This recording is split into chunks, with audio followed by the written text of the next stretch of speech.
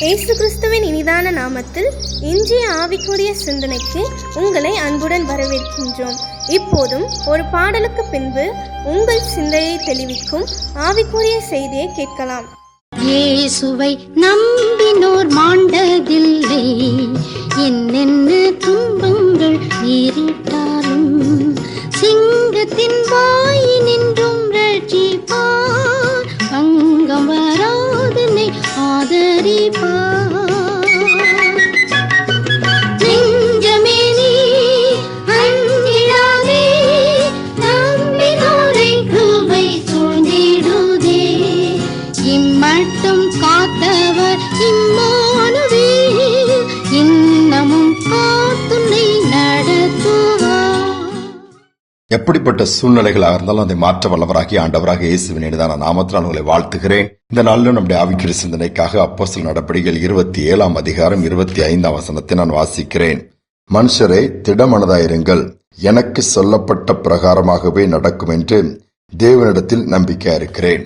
பவுல் கைதியாக இருந்த நாட்களிலே அவன் பிரயாணமாய் போகிற சூழ்நிலையிலே நடந்த ஒரு சம்பவம் இந்த இடத்தில் சொல்லப்பட்டிருக்கிறது. ஏறக்குறைய 276 பேர் அந்த கப்பல்ல இருக்கிறாங்க. இன்னொரு நாட்டிற்கு நாடு கடத்தப்படும்படியா போய்கொண்டிருக்கிறார்கள். நடந்தது அந்த கப்பல் பிரயாணத்தில் போகும் பொழுது கடுமையான காற்று, மழை, புயல் என்று சொல்லி இருக்கும் பொழுது திசை மாறி கப்பல் போக ஆரம்பித்து விட்டது. தப்பி பிழைப்போம் என்கிற நம்பிக்கை யாருக்குமே இல்லை. எல்லோருமே பயந்து விட்டார்கள். ஆனால் ஆண்டவர் பவுலோடு பேசுகிறார். நீ பயப்படாதே. தன்னுடைய தூதன் மூலமாய் பேசி, இந்த இதிலே மரணம் ஏற்பட போவதில்லை, உன் நிமித்தமாக உன்னோடு கூட இருக்கிற அத்தனை பேருக்கு நான் தயவு பாராட்டுகிறேன், அவர்களை நான் காப்பாற்றுவேன் சொல்லி வாக்கு கொடுக்கும் போது பவுலுக்கு ஒரு நல்ல நம்பிக்கை உண்டாயிடுச்சு. எல்லாரையும் பார்த்து தைரியம் கொடுக்கிறார். பயப்படாதங்க, சூழ்நிலை மாறிடும், நாம் விழுந்து மூழ்கி அமிழ்ந்து போவதில்லை, நிச்சயமாகவே கரை சேர்வோம், பொருட்சேதம் இருக்குமானால் உயிர் சேதம் இருக்காது என்று சொல்லி ஆண்டவர் சொன்னதை தைரியமாக சொல்லுகிறார். பவுல் நிமித்தமாய் ஒரு பெரிய அங்கு மாற்றமா நடக்கிறது. எல்லோரும் கரை போய் சேர்ந்து விட்டார்கள். யோசித்து பாருங்கள், ஒரு மனிதனின் நிமித்தமாக அங்கு ஏற்பட இருந்த பெரிய அழிவிலிருந்து உயிர் சேதத்திலிருந்து கர்த்தர் காப்பாற்றுகிறார். இவ்வண்ணமாகவே ஆண்டவருக்கு பயப்படுகிற பிள்ளைகள் எங்கிருந்தாலும் அவர்கள் நிமித்தமாய் கர்த்தர் சூழ்நிலைகளை மாற்ற வல்லவராக இருக்கிறார். அயல் தேசம் ஒன்றிலே ஒரு பெரிய கம்பெனி, அதில் நூற்றுக்கணக்கான வேலை செய்கிறார்கள். அப்பொழுது அங்கு வேலை செய்த வேறு தேசத்தை சேர்ந்த சகோதரர்கள் ஒன்று சேர்ந்த சிலர் அவர்கள் அங்கு அறை எடுத்து தங்கி அங்குதான் இருக்கும் பொழுது ஜெபிப்பார்களாம், ஆண்டவரை தேடுவார்கள், வேலையில உண்மையா இருப்பார்கள். திடீரென்று அந்த கம்பெனி மூடப்படுகிறது என்று சொன்ன உடனே உங்களுக்கு பெரிய சோர்வு வந்துவிட்டது. நாம் எவ்வளவோ எதிர்பார்ப்போடு இந்த தேசத்திற்கு வந்திருக்கிறோம், எவ்வளவு செலவழித்து சரி கொஞ்ச காலம் இருந்தாலும் வேண்டிய பணத்தை சம்பாத்தி பண்ணிவிட்டு சொந்த தேசத்திற்கு போய்விடலாம் என்று சொன்னால் சடுதியில் இப்படிப்பட்ட ஒரு அறிவிப்பு வந்து விட்டது. நாம் என்ன செய்வது, திரும்பி போனாலும் நமக்கு அடுத்து என்ன வேலை செய்வது என்று சொல்லி பல விதத்தில் குழப்பம், ஒரு சோர்வு, எங்கு பார்த்தாலும் புலம்பல்களும் வேதனையுமா மாறிவிட்டது. அப்படி இருக்கும் பொழுதுதான் அதுல ஒரு சகோதரன் இந்த அப்போஸ்தலர் நடபடி பகுதியை வேதத்தில் வாசிக்கும் போது ஆண்டவர் பேச ஆரம்பிக்கிறார்.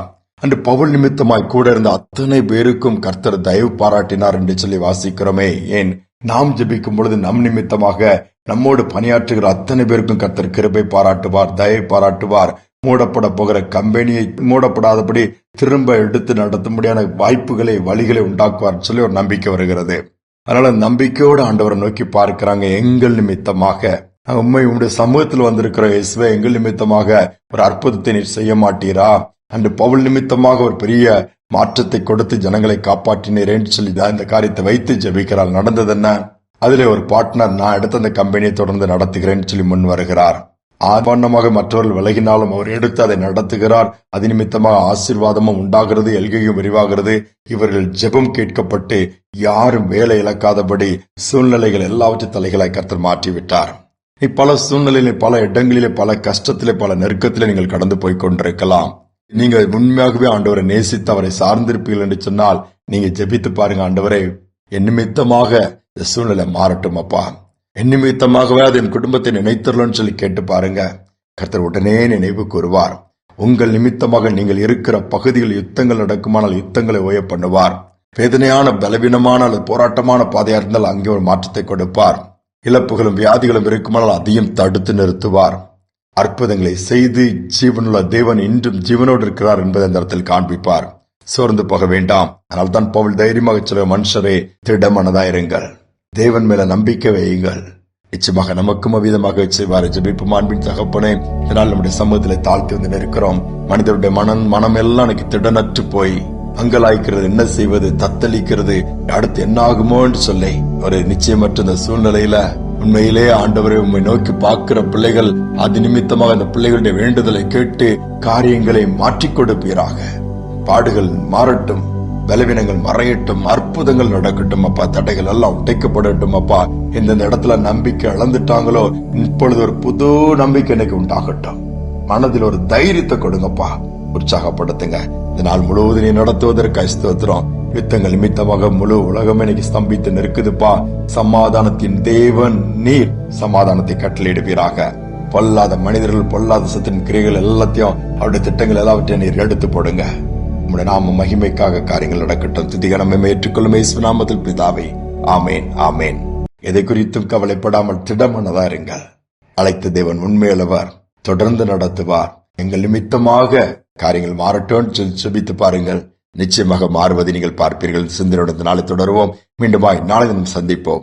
தடைகள் உன் பாதையிலே பெரும் துன்ப வேளைகளில், தடைகள் உன் பாதையிலே பெரும் துன்ப வேளைகளில் பதறாமல் இயேசுவை நம்பு, பதறாமல் இயேசுவை நம்பு. புது பாதை திறந்திடுவார். என்னை அழைத்தவர் உண்மையுள்ளவர், அன்பின் வாக்கு தத்தங்களை தந்தவர், எந்தன் வழிகளில் என்னை காப்பவர், என்றும் உன்னை நடத்திடுவார்.